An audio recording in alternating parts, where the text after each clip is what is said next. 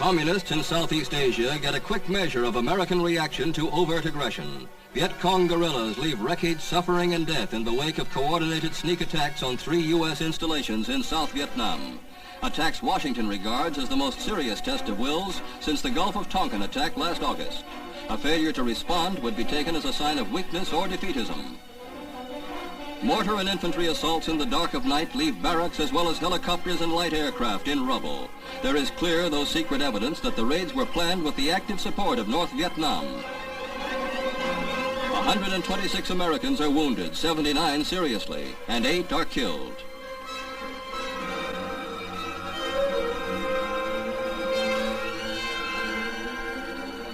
America's retaliation is explained by Defense Secretary Robert McNamara at a Pentagon news conference. First, he discusses the guerrilla attacks on the bases he locates on the map. Then he briefs reporters on White House action taken the night before this news conference.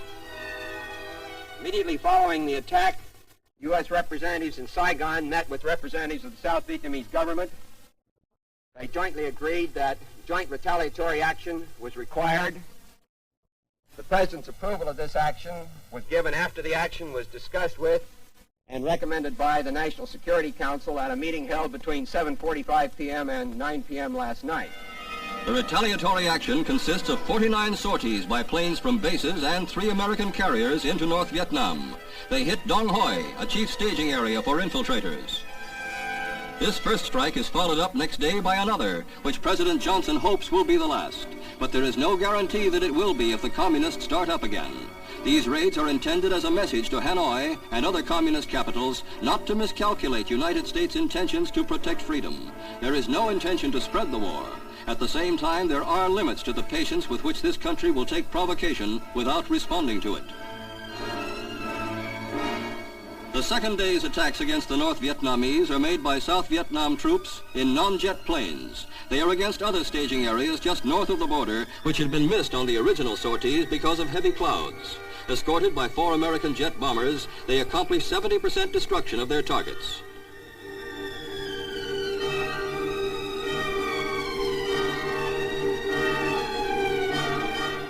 In another move, a detachment of Hawk surface-to-air guided missiles is dispatched to South Vietnam. They have a range of 22 miles.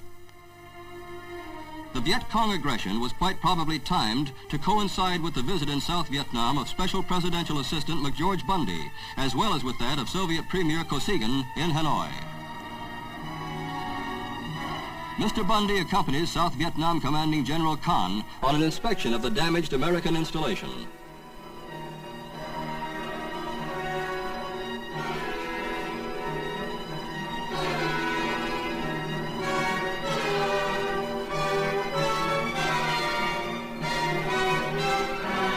Mr. Bundy also visits wounded Americans in the hospital. U.S. military and civilian dependents in this country, who number over 1,800, are to be flown out. Many wives want to stay in nearby lands to be near their husbands, but only civilians have this choice. Military families have to return to the States.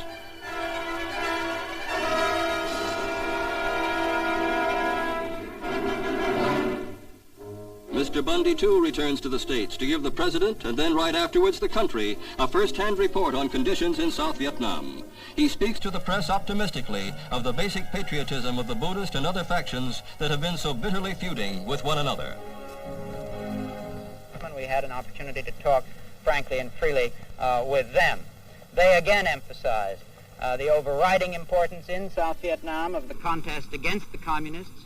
They emphasized, as the political leaders had done, the importance and their own dedication to, the importance of and their dedication to the task of forming a stable and effective political society under a stable and effective government in that country, a view which, of course, we share.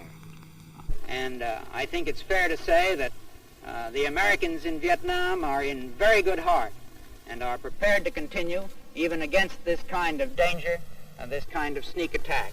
Let me say one more thing about that sneak attack, that in a war of this kind, in which there are no fixed lines, in which there are large territories that are lightly inhabited and that are essentially jungle and mountainous in character, I know no military man who believes that with without an overwhelming assignment of local defense forces, it is possible to guarantee against this kind of sneak attack.